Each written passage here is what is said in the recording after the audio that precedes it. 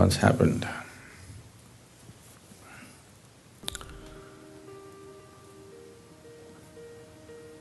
Gautama, the Buddha, you heard of him?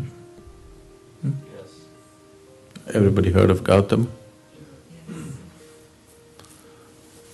So, Buddha is not his name is Gautama Siddhartha. He became a Buddha. So he is not the only Buddha in the world. There have been thousands of them and there still are. So Gautama was sitting in a large congregation of people one morning, an early morning, earlier than this, okay? A man arrived and stood there in the shadows. This man is a great devotee. He is a devotee of Rama. You heard of Rama? Not Rami, Rama. Rama is one of the most popular deities in India. If you do not already know this, in India we have 36 million gods and goddesses. It's a very rich country.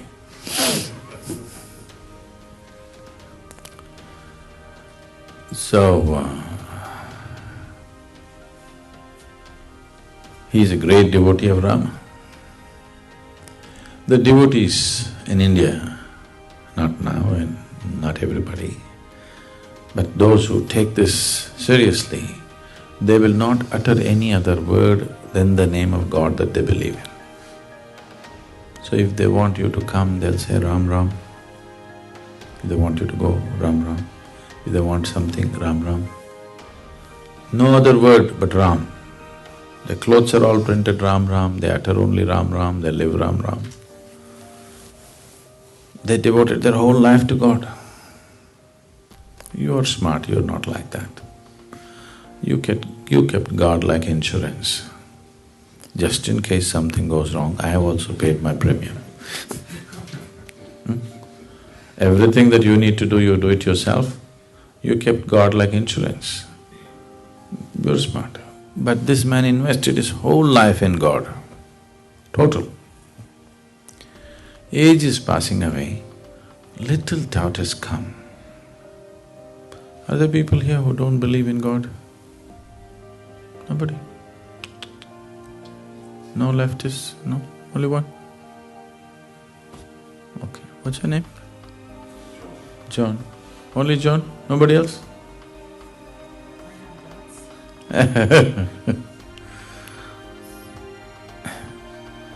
So, little doubt has come. He knows there is God. Just a little doubt. Suppose there is no God. I'm wasting my whole life doing Ram, Ram, Ram. See, this doubt will come to you only if you invest your whole life. You invest just 10 minutes in a week, then you will not get this doubt, it's all right, what's the problem? You know? If you invest your life completely into God, then within 3 days doubt will come. Am I wasting my life just doing this? And there are other people who don't believe. See, look at this John, he doesn't believe. For him also sun comes up in the morning, for him also flowers blossom, from him also life happens. Looks like he's having a better time than me. It's a little doubt, he knows there is God, just a little doubt.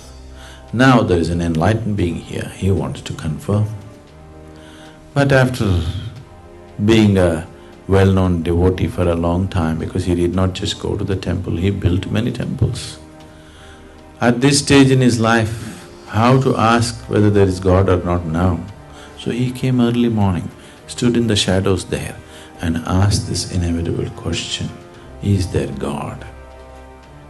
Gautama looked at the man and gave a clear, emphatic no. Here this large congregation of disciples, this has always been a struggle in their mind, is there God or no God, is there God or no God? Oof, one big relief. Whenever they ask such a question to Gautama, he just becomes silent, he doesn't say anything. For the first time he gave a clear, Answer, no God. Joy spread across the congregation. Just the struggle, is there God or no God, is over. The enlightened one has declared there is no God. The message spread across the town. Through the day, celebrations happened because just imagine the freedom of it. No God means nobody sitting up there keeping accounts of what you did and what you did not do to punish you, burn you in hell or do this or that. Life is completely yours. So through the day, celebrations happened. Everybody is in great joy. The evening, once again the congregation is sitting, another man came. He also standing in the shadows. This man is a Charvaka. Charvaka means, in India, there are groups of people who are known as Charvakas. These Charvakas are out and out materialists. They don't believe anything other than what they can see. Probably this is the only culture that allows this. You will see actively missionaries of God going from village to village spreading their God message, and missionaries of no God going from village to village arguing with people and proving to them how there is no God. Probably this is the only culture that allows that. Anywhere else they would be killed. So if you want, you can spread God, or if you want, you can spread no God. This is true democracy, you know. This has been there like this for thousands of years. People come and set up arguments in the village and they prove to you how there is no God. So this is an expert Charvaka. Whatever kind of believer you are, if you talk to him for 10 minutes, he'll prove to you no God. For thousands of people, he's proved no God, no God, no God.